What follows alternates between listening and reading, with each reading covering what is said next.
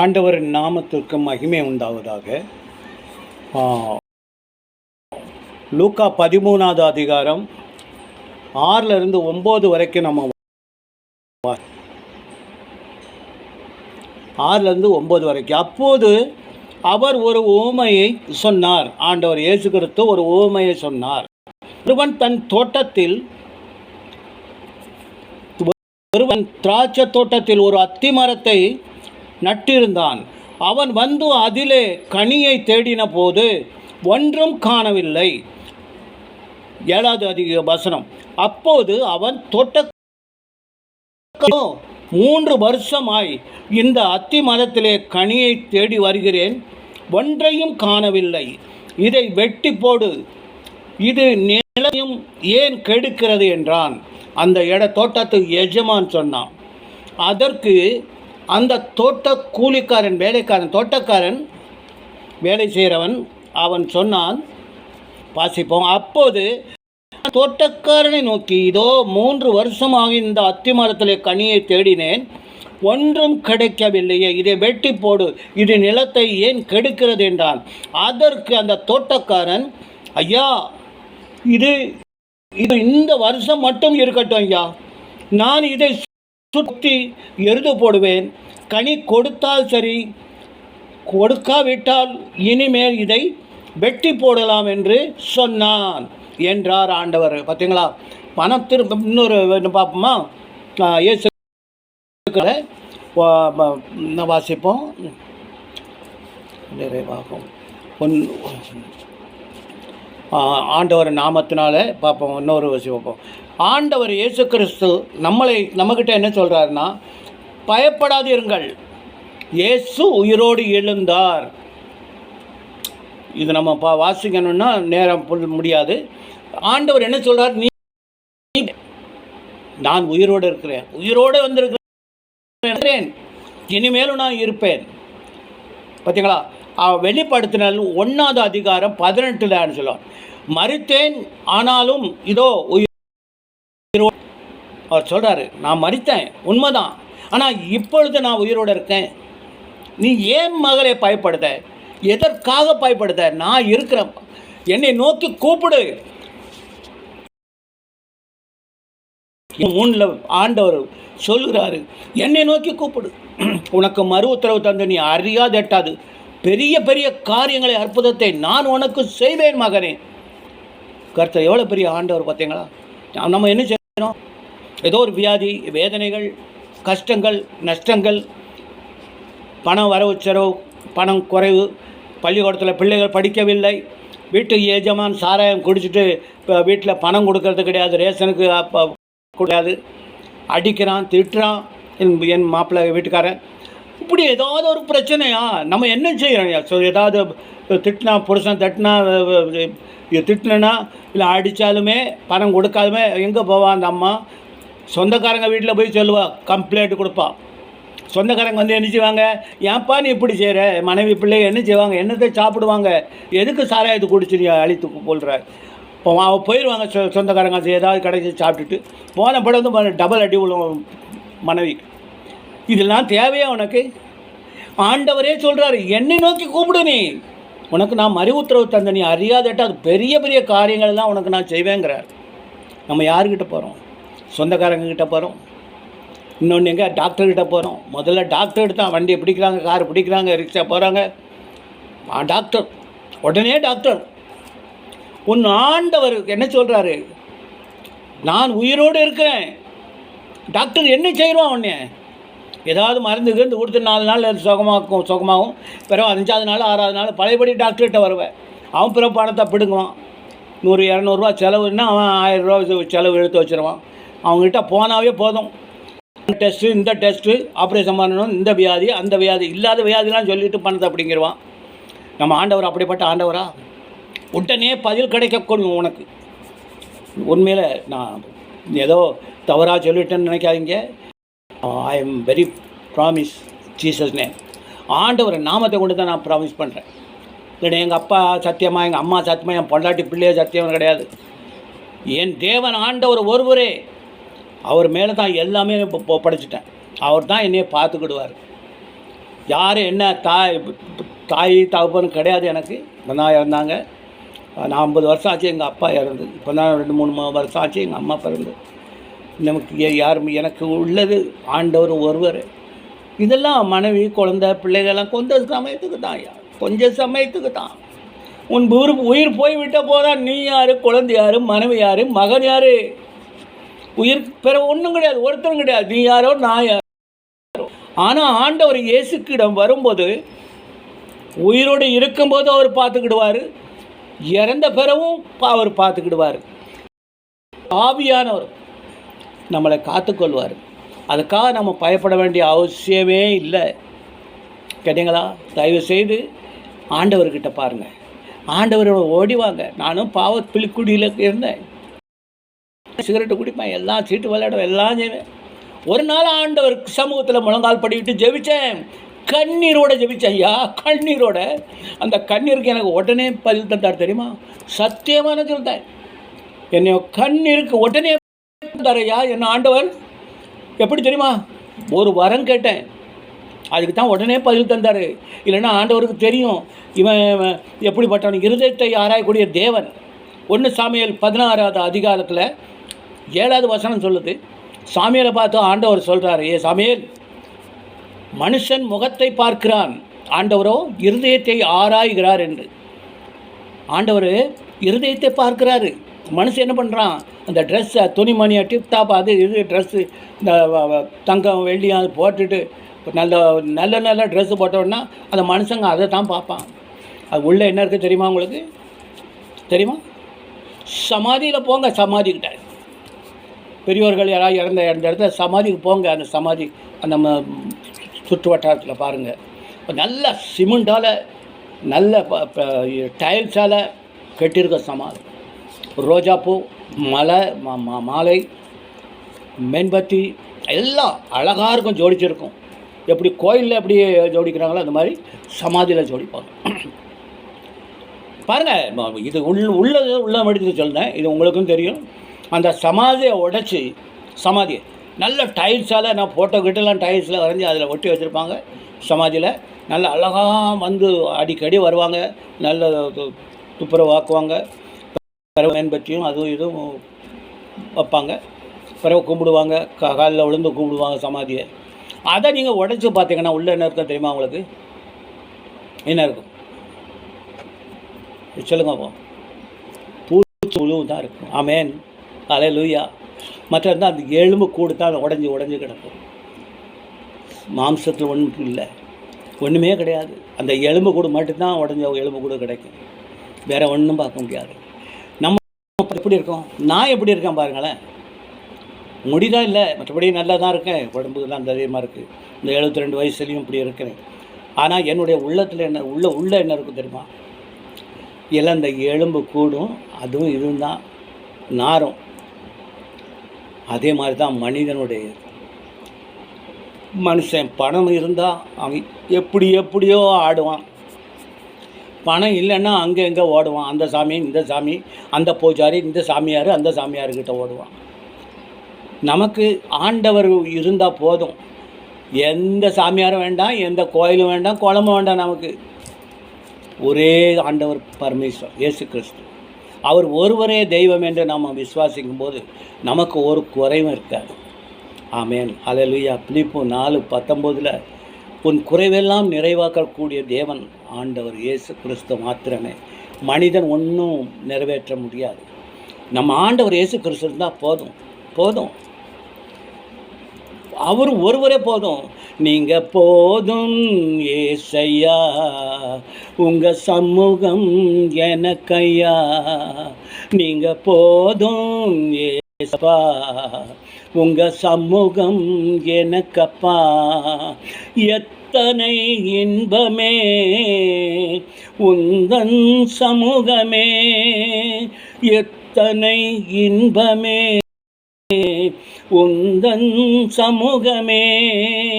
உள்ளம் உடலுமே உமக்காய் ஏங்குதே, என் உள்ளம் உடலுமே ஏங்குதே. நீங்க போதும் ஏசப்பா உங்க சமூகம் எனக்கப்பா, நீங்க போதும் ஏசப்பா உங்க சமூகம் எனக்கப்பா. புது பெலன் தருகிறீர், புது எண்ணெய் பொழிகிறீர், புது பெலன் தருகிறீர், புது எண்ணெய் பொழிகிறீர். கனி தரும் மரங்களாய் செழித்தோங்க செய்கிறீர், நான் கனி தரும் மரங்களாய் செழித்தோங்க செய்கிறீர். ஏசப்பா உங்க சமூகம் எனக்கப்பா, நீங்க போதும் ஏசப்பா உங்க சமூகம் எனக்கப்பா. அப்பாவும் சந்நிதியில் எப்போ நான் வந்து நிற்பேன், அப்பாவும் சந்நிதியில் எப்போ நான் வந்து நிற்பேன், திருமுகம் கண்டு நான் செழித்தோங்க செய்கிறேன், உன் திருமுகம் கண்டு நான். ஆண்டவரே ஸ்தோத்திரப்பா, நன்றி ஆண்டவரே, இந்த மக ஸ்தோத்திரம். ஹல்லேலூயா ஹல்லேலூயா ஹல்லேலூயா வலரி காலரபா ஓ ரபா பாபா ஷிரா பலரி காலா சபா. பா मैं துதிக்கிறே ஸ்தோத்திரிக்கிறே ஆண்டவரே, கர்த்தாதி கர்த்தாவே, தேவாதி தேவனே, அப்பா எங்கள் பாவத்தை மன்னிக்கிறவரே, அப்பா பரிசுத்தப்படுத்துகிற உண்மை நன்றியோடு துதிக்கிறப்பா, நன்றியோடு துதிக்கிறேன் கர்த்தாவே. இசப்பா மே நன்றி நன்றி நன்றி நன்றி நன்றி அப்பா நன்றி.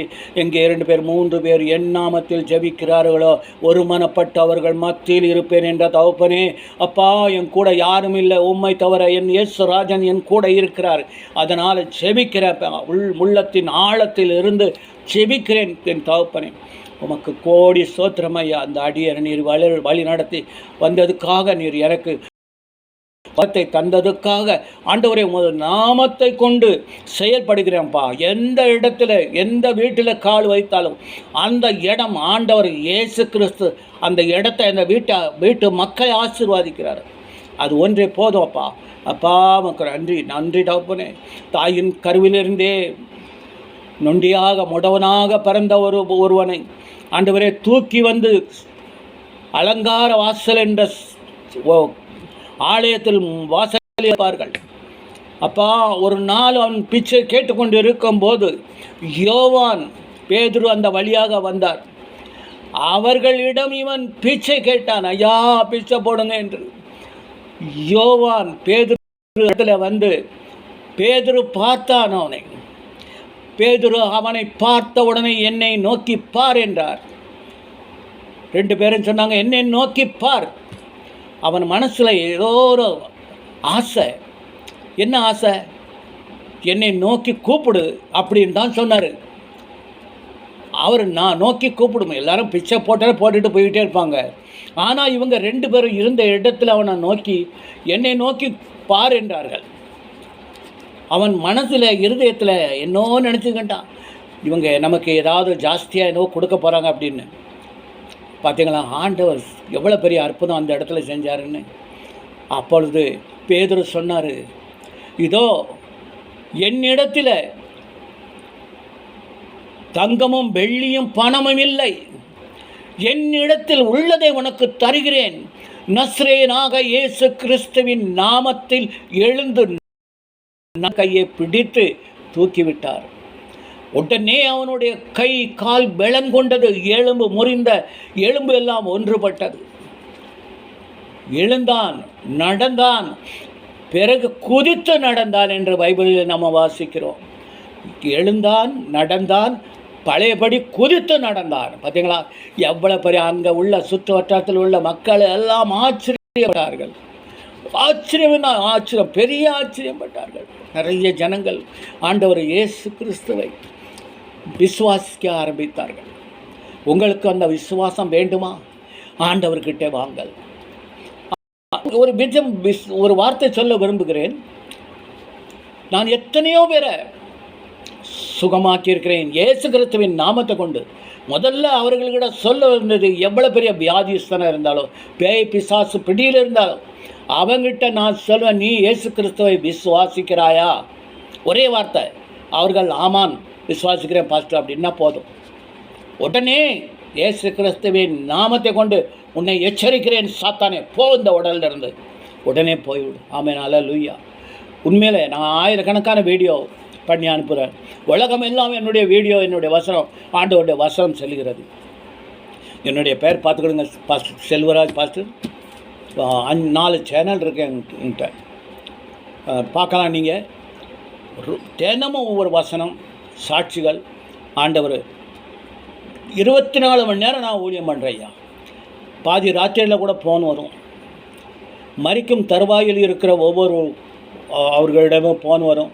ஐயா, அந்த ராத்திரியில் டாக்டர்லாம் கைவிட்டார்கள், இன்னும் முடியாது, பிழைக்க மாட்டான் என்று. உங்கள் நம்பரை பக்கத்தில் உள்ள ஒரு சிநேகிதன் கொடுத்தார். நீங்கள் கொண்டு ஜெபிங்க ஐயா, என் மகனுக்காக வேண்டி, இல்லைன்னா என் மகளுக்காக வேண்டி, என் மனைவிக்காக வேண்டி, என் புருஷனுக்காக வேண்டி அப்படின்னு ஏதோ ஒருத்தர் ஏதோ ஒரு பேரை சொல்லுவாங்க. உடனே இதுதான், நீ ஆண்டவரை விசுவாசிக்கிறாயா? ஆம், விசுவாசிக்கிறேன்.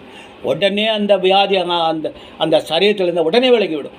ஆமாம், உண்மையிலே சத்தியம், ஆண்டவர் மேலே சத்தியமாக ஆணையிட்டு சொல்கிறேன் ஐயா. இதெல்லாம் சாத்தியமானு நினைக்கலாம். உண்மை உள்ள உயிருள்ள தேவன், நமக்கு மனுஷருக்காக உயிரை தியாகம் பண்ண, ரத்தம் சிந்தன தேவன் மீது நான் விசுவாசமாக, நீங்கள் இதை நான் சொல்கிறது என்ன பூரா உண்மை. இதில் ஒன்றாவது போய் கிடையாது. ஏன்னா நான் பண ஆசை கிடையாது. இந்த மாதிரி நான் 40 செஞ்சேன், அப்படி செஞ்சேன்னு நிறைய பேர் கிளம்பிக்கிட்டாங்க. இன்றைக்கி அதான் நடந்துக்கிட்டு இருக்குது. பக்கத்து வீட்லேயே நடக்கு. பெரிய பெரிய ஊழியக்காரன் பேர், அவனுக்கு ஒன்றும் தெரியாதுயா. பேருக்கு தான் ஊழியக்காரன். இங்கிலீஷில் பாட்டு போட்டுருமா. இப்போ எத்தனை பேர் வர்றவங்கெல்லாம் இங்கிலீஷு இப்போ சர்ச்சில் போய் பிரச்சாரம் பண்ணு. எதுக்கு தமிழ் சர்ச்சிலையும் இந்தி சர்ச்சில் மராட்டி சர்ச்சுக்கு போகிற? ஏன்னா அவங்களுக்கு பாஷை தெரியாது. இவனை விட்டு தள்ளலாம், என்ன சொன்னாலும் சொல்கிறான். அவங்கெல்லாம் ஆஹா பெரிய ஒளிக்காரலாம், பெரிய ஒளிக்காரர். என்ன வெக்கமாக இருக்குது. அவன் நடத்துகிற அந்த ஊழியக்காரனும் பெரிய இடத்துல இருக்காங்க. அது இப்போ சொல்ல விரும்பலை, சமயம் வரும்போது சொல்லுவேன். அவங்க ஒரு 5-6 குரூப்பாக இருக்காங்க. ஒரு இடத்துல இருந்து ஏசியில் உட்கார்ந்துக்கிட்டு அப்படி இப்படி பார்த்துக்கிட்டு. இங்கே நிறைய சபை இருக்குது. அது ஒரே சபை தான், நிறைய இடத்துல இருக்குது. அவங்க வந்து மாதத்துக்கு ஒரு தடவை வந்து கூடிடுவானுங்க. அதெல்லாம் எப்படி சபையில் எங்கெங்கே எவ்வளோ பணம் எவ்வளோ இருக்குது, எவ்வளோ ஸ்டாக் இருக்குது, பேங்கில் எவ்வளோ இருக்குது, அது இருக்குது இது இருக்குது, எப்படி பிடுங்கலாம், எப்படி வாங்கலாம், ஏதாவது ஒரு பாயிண்டை சொல்லி அந்த பணம் வசூல் பண்ணுறது தான் அவனோட வேலை. மற்ற எல்லாம் இந்த ஊழியக்காரனும் அவனும் எந்தெந்த வீட்டுக்கு போகிறானோ இவன் தனியாக சுருட்டிக்கிடுவான் பணத்தை. என்னையா இதுதான் ஏன் உண்மை. ஆண்டவருடைய ஊழியக்காரன் வெக்க கேடு, ஆண்டவரை தூசிக்கிறாங்க. என்ன நிறைய பேர் அவிசுவாசி மக்கள் ஆண்டவரை தூசிக்கிறாங்க. முதல்ல எப்படி தெரியுங்களா? சொல்லுங்க மாமா. ஊழியக்காரனா போதும், காலில் உழுவும் கை விடுமா, அப்படியே நடுங்கும் எதிராளிகளுக்கு. ஐயா சோத்திரம் சோத்திரம் ஐயா சோத்திரம் ஐயான்னு. அந்த ஊழியக்காரனை பார்த்தா பார்க்காத மாதிரி போகிறானுங்க ஐயா. உண்மையாக சொல்கிறேன், பொய் சொல்லலை. அப்படி பார்த்தாலுமே பிரஜலாட ஐயா எப்படி இருக்கீங்கன்னு கூட கேட்க மாட்டான். அந்த இடத்துல இருக்கவும் மாட்டான். இவன் ஊழியக்காரன் இருந்தாலுமே அவன் போய்கிட்டே இருப்பான். எனக்கு தெரியும் இவனுடைய புத்தி வண்டவெல்லாம் எல்லாம் தெரியும் அவனுக்கு. பாருங்கள், இந்த மாதிரி நடக்கு. நான் சொல்கிறது என்னென்னா, எனக்காக வேண்டி, என் குடும்பத்துக்காக வேண்டி இல்லை, இந்த உலகத்துக்காக வேண்டி, தேசத்துக்காக வேண்டி தூசிக்கதை விட்டு அவரை இன்னும் மேலும் மேலும் மகிமைப்படுத்தக்கூடிய மகிமைப்படுத்துவதற்காக தயவு செய்து எல்லாரும் ஜெபிங்க. ஒருமனப்பட்டு ஜெபித்தாலும் ஆண்டவர் அந்த ஜெபத்தை கேட்பார். உங்கள் ஆண்டவர் ஆசீர்வாதிப்பாராக. மறுபடி நம்ம சந்திப்போம். இயேசு கிறிஸ்துவின் மேல் விசுவாசத்தோடு நாம் ஒருமனப்பட்டு ஜெயிப்போம். அடுத்த தடவை இந்த தடவை ஒரு சின்ன ஜெபம் பண்ணிக்கிடுங்க.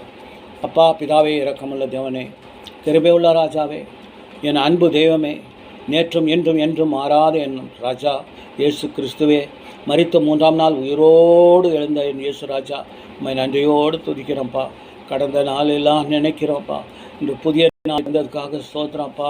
இந்த கேரளா வயநாட்டில் ஆண்டவரே பக்கம் சுற்றில் உள்ள எத்தனையோ ஆயிரக்கணக்கான மக்கள் பலியாகி இன்னும் பலியாகிட்டு இருக்கார்களப்பா. மண்ணில் அடியில் இன்னும் இருக்கிறார்கள் அப்பா. ஆண்டவரே, அவர்களுக்கு அந்த பாடியை எடுக்க உதவி செய்யும் ஆண்டவரே. அந்த மரித்தோர் குடும்பத்தில் ஆறுதல் தேரும். நீர் ஆறுதலின் தேவன் ஆண்டவரே, ஆறுதலைப்படுத்த ஆண்டவரே. அப்பா உமக்கு ஸ்தோத்திரப்பா. இனிமேல் இந்த மாதிரி பலியாகக்கூடாது ஆண்டவரே. அப்பா உமக்கு ஸ்தோத்திரம், ஸ்தோத்திரம். அவர்களை குடும்பத்தை ஆசீர்வாதியப்பா ஆண்டவரே. உமக்கு நன்றி அப்பா. ஒரு குறைவில்லாமல் நிறைவாக்கப்பா ஆண்டவரே. அந்த கவர்மெண்ட் இடம் நீர் பேசுவாப்பா. கர்த்தாவே உம்மை துதிக்கிறேன், ஸ்தோத்திரிக்கிறேன். இந்த அடியனுக்காகவும் இன்னும் நிறைய ஊழியக்காரர்கள், உண்மையுள்ள ஊழியக்காரங்க நிறைய இருக்கிறார்கள் அப்பா. இந்த மாதிரி கள்ள போதவர்கள் எல்லாம் விரட்டி அடிக்கணும் ஆண்டவரே. விரட்டி அடியாப்பா. உம்மை நாமும் தான் தூசிக்கப்படுது ஆண்டவரே. உம்மை நேசிக்கணும், உம்மை உயர்த்தணும், உம்மை மகிமைப்படுத்தணும். அந்த மாதிரி ஊழியக்காரங்கள் தேவை ஆண்டவரே. அப்பா நீர் அதுபடி செய்வதற்காக நன்றி. இயேசு கிறிஸ்துவின் இனிய நாமத்தை கொண்டு ஜெபிக்கிறேன், ஜீவனுள்ள பிதாவே. ஆமேன், ஆமேன், ஆமேன். God bless you. Jai Masi. Praise Lord.